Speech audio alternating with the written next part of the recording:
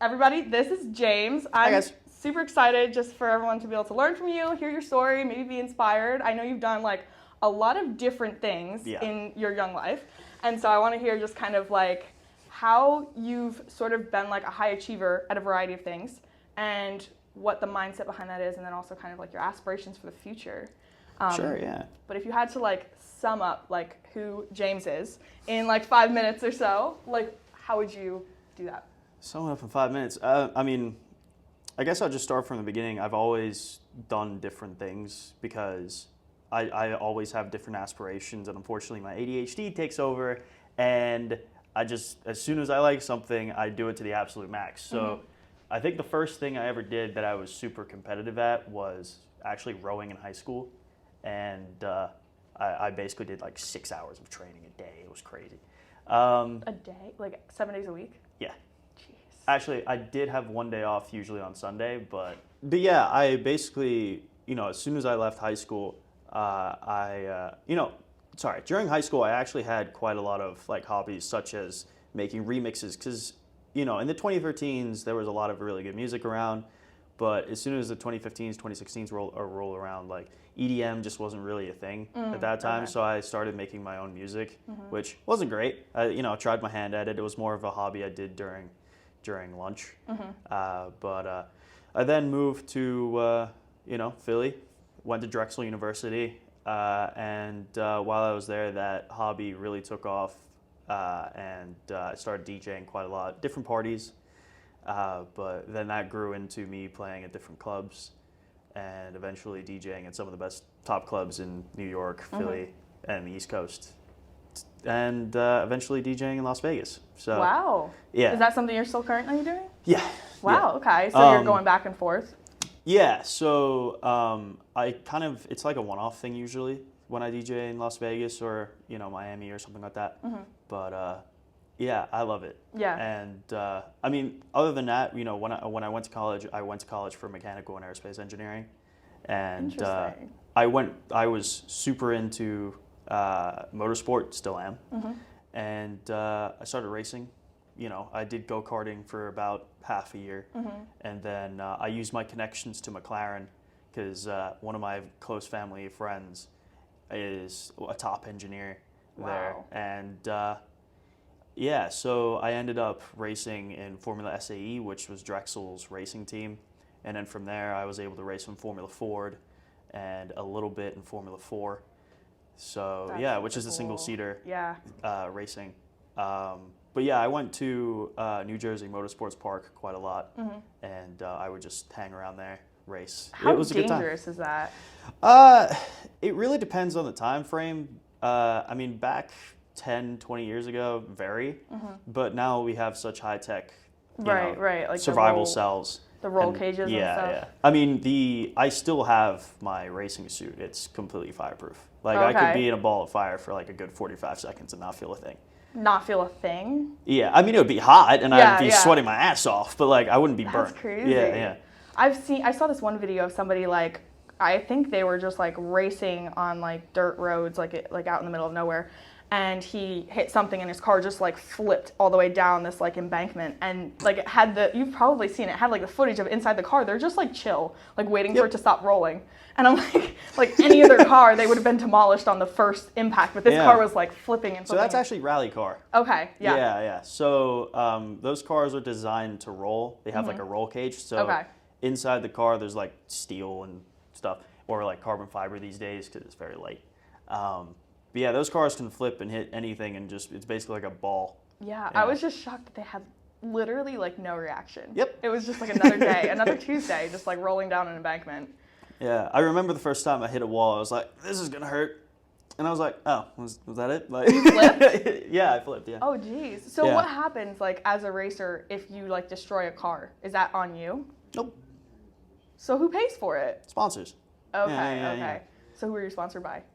A few people. It was mostly just in the area, a lot of technological companies. I can't really remember because they were very specific. Yeah. I think one of them was Lockheed because Drexel had a connection with them. How do you get sponsors? Is it like, do they find you or you find them? A little bit of both. Okay. It's kind of a team effort. So we had business people who had business degrees and et cetera, who would connect us. So, but it's basically if we're looking for parts, we would usually get something from, a company that would be able to give us the tools to create carbon fiber materials, et cetera. That's super cool. Yeah, it was That's awesome. It was fun, yeah. So then going into DJing, is that why you stopped racing? Yeah. Yeah. So it got to the point where I was getting so good and I was playing at such high class venues, I was more focusing on that than actual school and work, which it was a bit questionable, I admit, because I wasn't really making good money at that point off of it, but it was a higher passion than racing. Both are huge in my life, and eventually I do hope to own my own racing team. That's awesome. But yeah, I mean, personally, I think I chose the correct way, because if I didn't, I would have regretted it for the rest of my life. I was like, what if I could have, done music and especially if that's something you're more passionate about. Yeah, I mean, I would have been happy either way, just because I love racing, and I do want to go back into it, because if I don't get that chance, then I'm gonna be like, fuck, Yeah. But it was definitely something that I needed to do now. That I feel like right there is just a nugget in the fact that you already in your 20s have chased two things that you're super passionate about and excelled in both of them now. And so many people I feel spend their 20s, 30s, 40s just kind of putting all of that to the side and being oh, when I retire, I'll go do what I actually care about. Yeah. But who wants to go race cars at 85? You want to and DJ I mean, maybe you'll still be doing that at 85. Yeah. You want to enjoy the prime of your life doing things that you're passionate about. So that's pretty cool in and of itself. I mean, the other thing you have to think about, there are so many different jobs that come after what came before. For example, DJing, most of the people that stop DJing, they own their own clubs, they own record labels, they own restaurants, things in nightlife and hospitality. Yeah. In racing, you either own your own team or become an engineer, or you go into the business side of it where, Formula One, where, it's owned by Liberty Media, which also owns Live Nation. Okay. So, which... Funnily enough, I work with both. So. Oh, wow. That's awesome. So it was a little funny. Have all of these connections in both worlds? So it was a little bit of help from people around me. I would just keep asking people hey, do you know anybody in this arena? And I would keep making friends. And, when it came to making the connections in Philadelphia, when I started DJing, it was actually people in my fraternity and some of my good friends from college that helped me get in contact with these people, and when I started DJing at the smaller bars, that maybe they knew the owner or something, and then scouts would then come, people from the big clubs usually go around and they check out smaller artists, scoping out. And the funny thing is, it's only really in Philly that I've seen this. Interesting. Because Philadelphia nightlife, they do have quite a difficulty finding good DJs sometimes. Oh, really? Because the majority, I would say their, target market is college kids. Yeah. So all of the DJs in Philly are college DJs, which, they're not very professional. Right. So they go to bars to find who they've hired, and if they're good enough, they'll ask hey, do you want an opening slot for a not so important night or something. Right. Yeah. That's so you kind of just work your way up like that. But it's also, you kind of do need to know people in the club world beforehand anyway. Yeah. So it's a combination of you having the right friends, but then also asking the right questions, putting yourself out there, and actually leveraging those connections. Cause exactly. I heard something and it was anybody you could possibly want to meet is only 6 connections away. You have everyone in this world, I mean, excluding probably extreme cases of people that seclude themselves, but majority of people in this world with the internet and everything are 6 connections away from anyone they wanted to talk to. And I always thought that was a load of crap until I started talking to some people and I found out, oh, I know this person that worked for Elon Musk that knows his kids. I'm wait a second, I actually, if I needed to, and I really put my mind to it, I could get in touch with some crazy cool people. Yep. And it's just a matter of actually asking the questions and being able to, have some kind of value that you're adding. Obviously, you're not just going to attend the clubs. You're a DJ, you can offer something. Right. So yeah, how is once you've kind of scaled your enterprise and what you're doing, you're going to bigger clubs and you're in that nightlife scene, how has that changed? Like, are you just able to meet these people naturally, or are you kind of seeking them out? So it really depends on who I'm talking. Like if we're going off of big artists, I do make an effort to try and speak to these people, which it is coming easier and easier as I get a bigger name. Yeah. But whenever it comes to meeting managers at clubs or owners or anything like that, it keeps getting easier the more I do it and the more people I know, because they'll connect me. Yeah. But also when it comes to nightlife, it's very like money making. So it's become less about the music and more about, can he make us a profit? Right.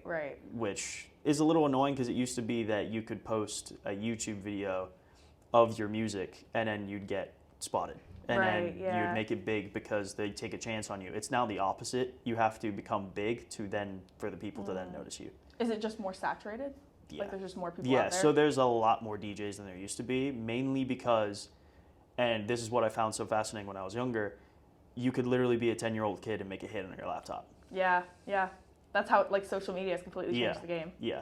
So, and for example, I know these guys, Chris and Matt, and they're called MC4D, and they literally have been doing stuff all over the United States and in Ibiza and stuff, and they do country remixes of different songs, and I've never seen two people grow so quickly as a DJ just from TikTok. Wow. Yeah. So and they've now been noticed by like Steve Aoki and all these different artists, and Zach Brown, they did a remix of one of his songs and he got noticed by them, and that's crazy. That's crazy. So like I guess social media then is a huge part in what you do. Yeah, so DJing is not just making music. It's a lot of different things. Like you have to be good at social media management. You have to be good at selling yourself. You have to be good at video production. Yeah. So it's kind of a combination of everything. Obviously, producing music is the number one thing you need, but having a good image, taking care of yourself physically, working out. So it's a lot of different things. So like, for example, I do exactly the same thing that, for example, fitness influencers do. I just don't post about it. Right. So what I post about is like my music and where I'm going, and I am planning on starting to do vlogs, because that would be kind of cool, just to vlog where I'm going. Like I was thinking about starting that when I went to Aspen this last week. That would be cool. I should have. Because there's not, I'm not in the industry, so maybe I just don't know, but I've never seen like a DJ like behind the scenes kind of. That's exactly why. Yeah. The only person that I've seen do it is James Hype. Okay. He's a tech house DJ. Yeah, okay. But it's a lot of deep sort of techno beats that he makes, but he does like reviews of every place he DJs. Okay. Not so much the background, like of where he's going or anything, which I was kind of hoping to do myself, more of the behind the scenes stuff. Well, there's definitely a market for it there. Oh yeah, absolutely. Yeah. He's the only one I've seen do it. So, yeah. And I think it was interesting what you said about like, you have to have the full picture. Like you've got to be on your fitness. You've got to probably have like the personality, because like just being on social media, I feel like at least, even though your direct competition is in your niche of other DJs or like whatever niche it is, like if you're in business or you're whatever your influencer kind of scope is, you're also indirectly in competition with like the fitness people, with the artists themselves, with these other people, because they're looking at you and they're comparing like, oh, like this guy looks like this, and it's like, it's unconscious, but I think people are, they automatically just kind of draw those parallels. So and if the competition is like that saturated, there's that many people, then it's just all the more parameters you need to make sure you're like upping your game on. Yeah. Because you need to, the thing is it's about who sells themselves the biggest, and it's getting harder and harder and harder the more you do it. But the thing about DJing is as soon as you get a big name, your name sells it. Yeah. Like they don't even need to know what you do or what music you make, or they don't care. Oh, like send us a 20-minute mix of you DJ. They won't even ask that. There's like, really? Oh, him. Yeah. Because I guess if they see you have a following, they know they're going to sell tickets. Yeah, easily. Yeah. So that's how they kind of judge, like, is he going to make us money or not? Yeah. Interesting. Okay. I guess that just points to the fact that, like, no matter what industry you're in, you should probably build a personal brand around it. And, like, that'll carry forward into, like, if you decide to completely change paths, if you have this personal brand of people that are following you because they love your personality, they love your skill set, they love what you stand on or whatever, then you can literally carry that influence anywhere and be known and be respected. Right. Which is tough because it's like it's easy and it's hard because I think since COVID especially and like TikTok becoming a big thing, like little influencers can grow so fast and like pretty much anybody can become famous. Right. I have a friend who he just posted a video on TikTok. I think it was him laying in bed talking about people. It was the worst quality video, and the phone was right up to his face. He was talking about people that wear their socks in bed versus people that don't, and he was just hardcore judging people. And it blew up. He has like, I don't know, 300,000 or 400,000 followers on TikTok now, and he just literally every video, it's just him like in his bed, worst lighting possible. Like it's like the phone's right up like underneath his nose. It's the worst angle. But like people just love like the personality. So it's so funny what will blow up. And I think like less edited videos are becoming more popular, more real. Yeah. For example, and I did a test on this because my first ever TikTok, I just did it about like racing memes and stuff like that. It was for fun. It was just a silly little hobby. But I did a test. I was like, I wonder if I do the most stupid video I can come up with. And so back in the day, I used to watch this like car enthusiast show. It's called Top Gear. Okay. One of the presenters is called James May, and I literally on replay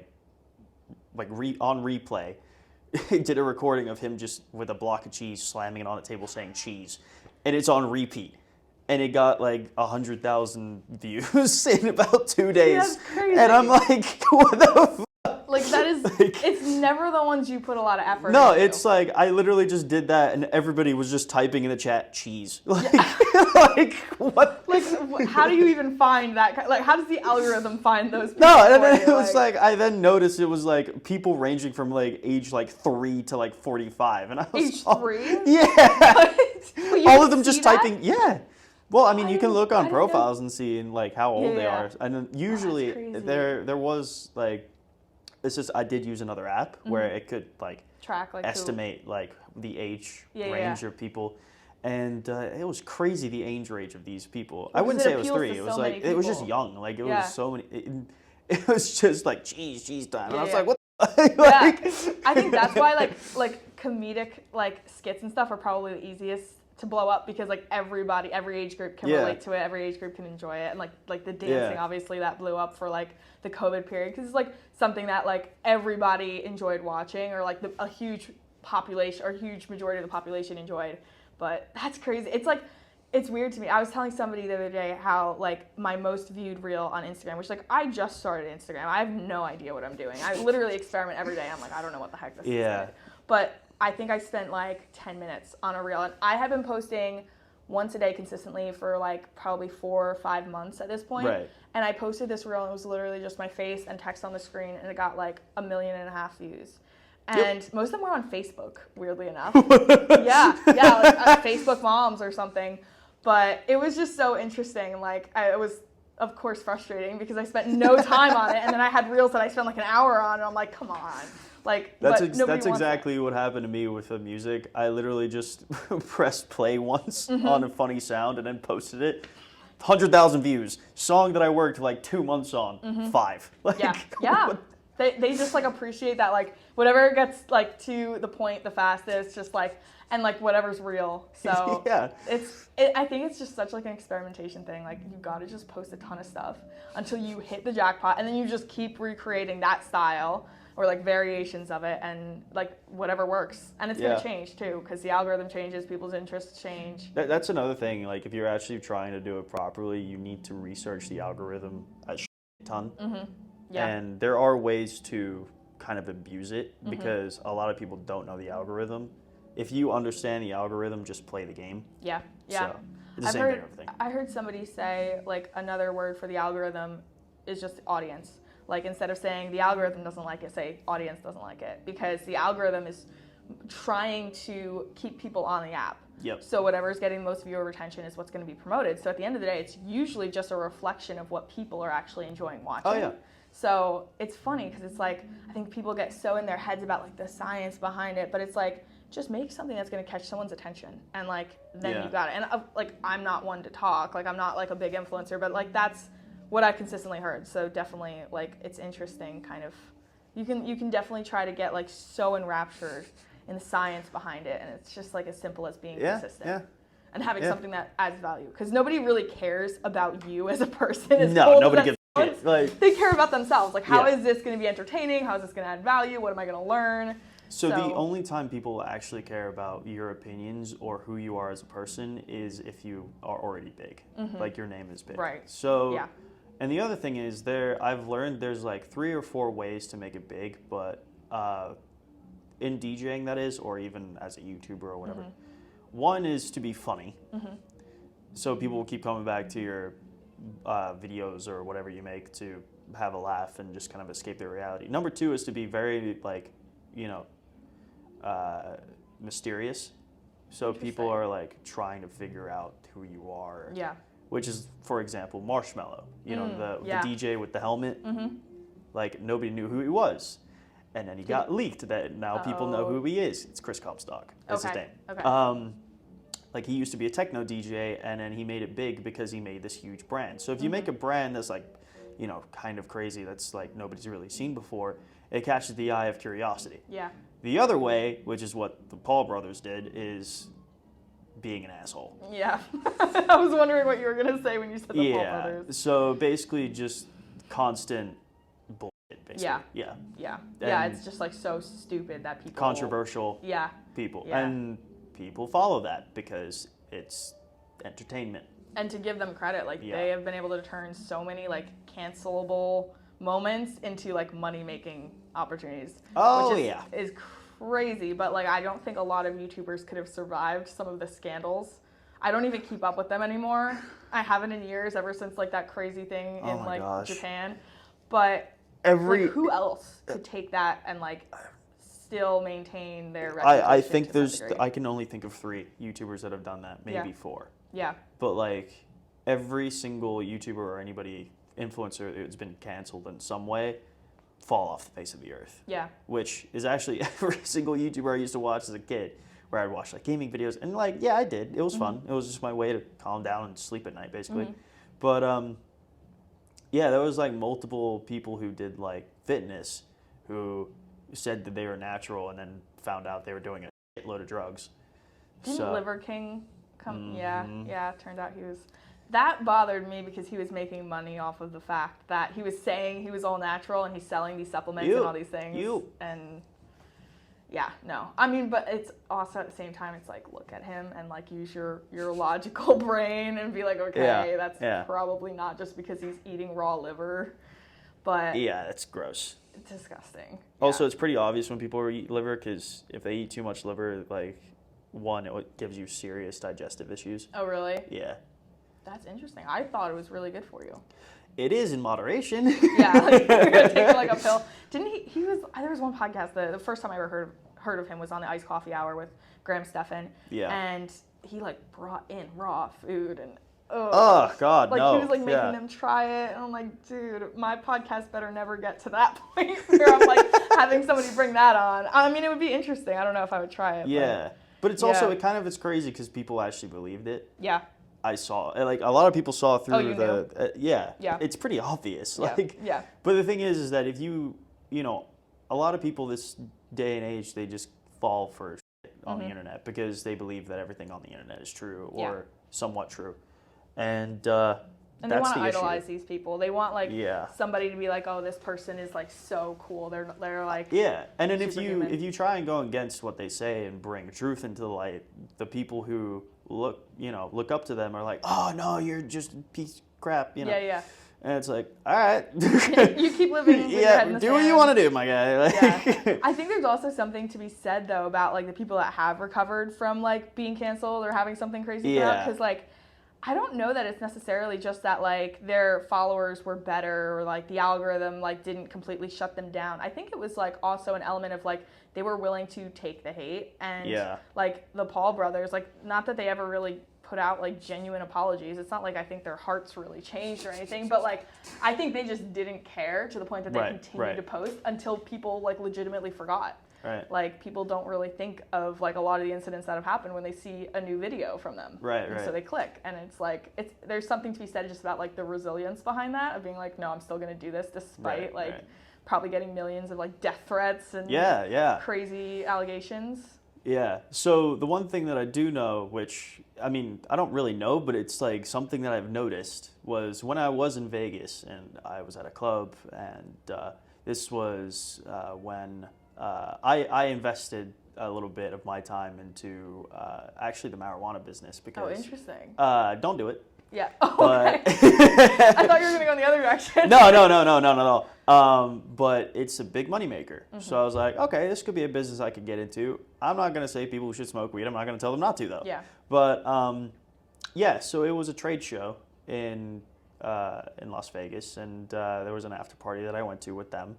I DJ'd at the trade show. It was huge. Mm-hmm. There was like people like Snoop Dogg and Wow. WWE superstars there. And we were actually selling some of Mike Tyson's products. Okay. Because he sells like joints and stuff, Mm-hmm. which is kind of funny. I'm not gonna lie, because yeah. ironic. Anyway, yeah, I went to this club, and out the corner of my eye, I see Jake Paul. And usually, when you see these people on the internet or on the phone or anything, they don't have the bodyguards around, Mm-hmm. and they're all rowdy, and they seem like assholes. Mm-hmm.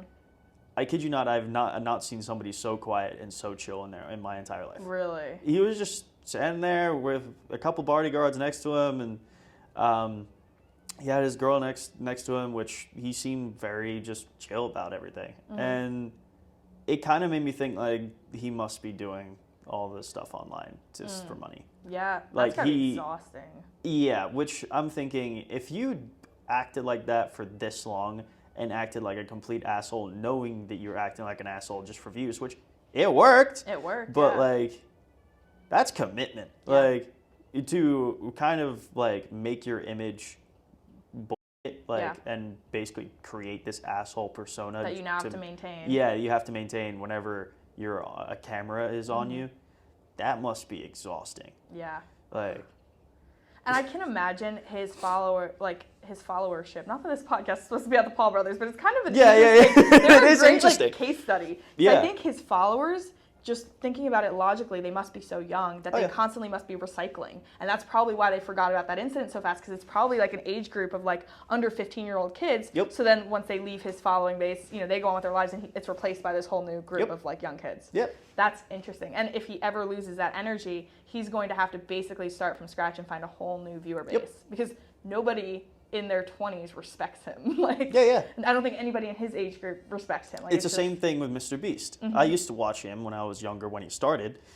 And now it's like, you slowly but surely watch these videos and they're always the same, but they slowly and surely get more and more cringy, which is why I stopped watching them. Right. And I was thinking, he's getting more views than what he used to. Meaning that these people they get younger and younger and younger. Yeah. The viewers. Which, like, that whole world is just, like, growing in, like, the Yeah. amount of people that are in the audience. So, yeah. I think Mr. Beast is interesting, because I wonder sometimes, like, because I didn't grow up watching his videos. They were definitely more authentic when he made them at the start. But, like, do you think it's more that, like, his videos got more cringy, or you just kind of aged out of the subject? I just aged out of it. Yeah. Because I went back and watched it, and they're not, like, cringy. It's just, I just grew out of it. Yeah, you're like, this doesn't really pertain to me anymore. But the one thing that I noticed is that they were always the same sort of, like, same sort of, like, vibe for everyone. The So, energy, which means he had no idea it was going to be, good. He literally just spent a shitload of money and just took a gamble on doing the same thing over and over and over and over and over and over and over again until he perfected it, and now is making like $10 million a fucking video. Yeah.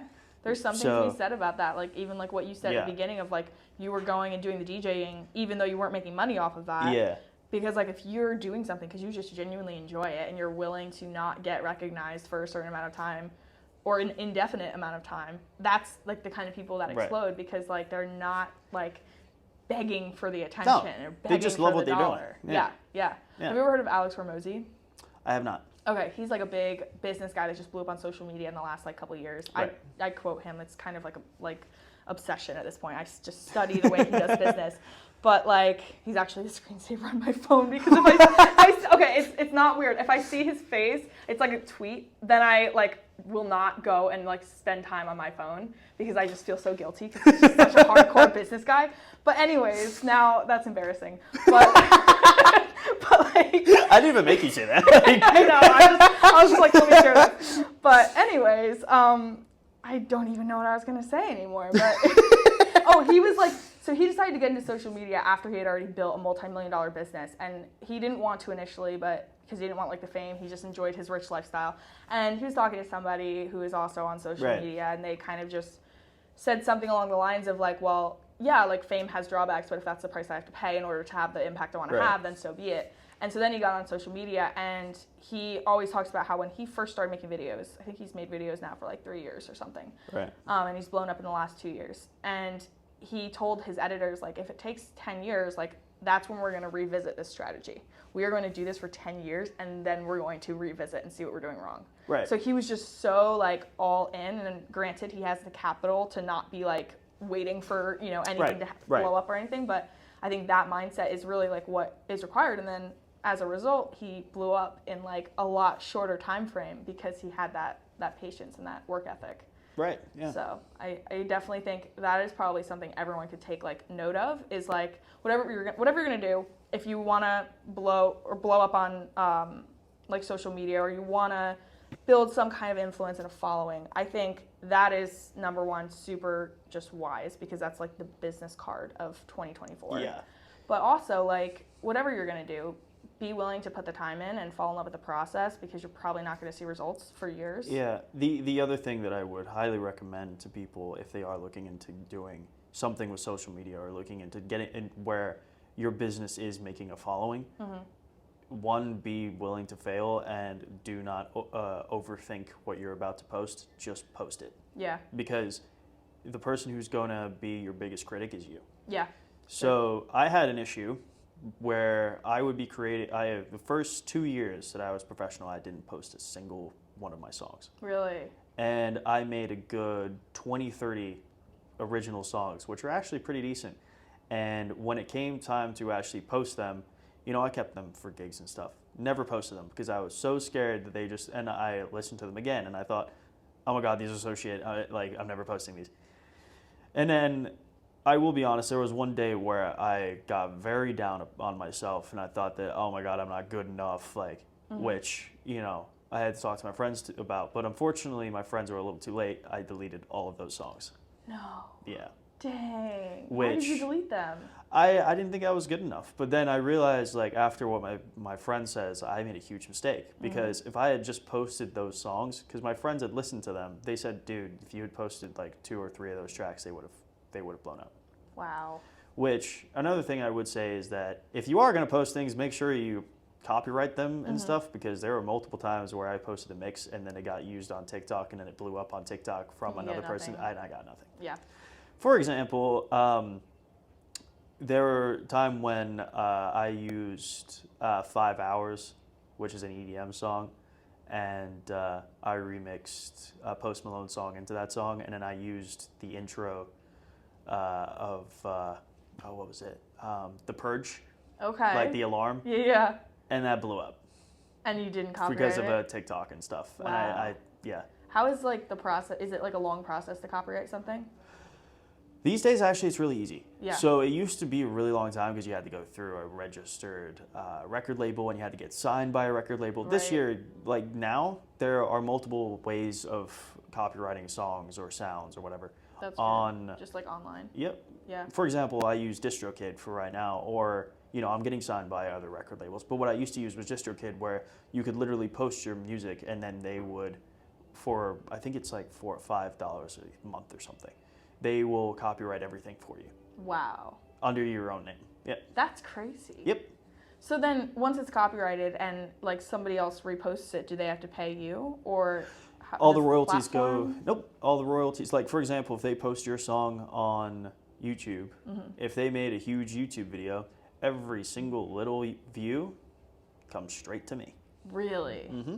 That's crazy. So they don't make anything off of it. Nope. So that I guess that's why like content creators are always staying away from like mainstream music.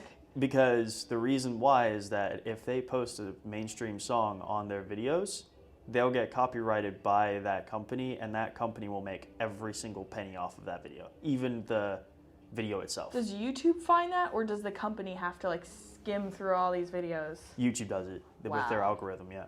That's wild. Because I've heard of like creators. I think I used to watch Emma Chamberlain, and I think she had like a clip in her vlog with the radio on, and like she got copyrighted just for having the radio on. That's crazy. Because like her videos make a ton of money. Security guard. I guess everyone left. I guess so. I didn't know that we were closing something. Me neither. Because I saw people walking around out there. Okay, well, thank you guys so much for watching. Hopefully that was of value. We're kind of ending this shortly because a little short. We're literally getting escorted out by security. It's a slight exaggeration. Yeah. There's still other people in there, but that was fun. I feel like I learned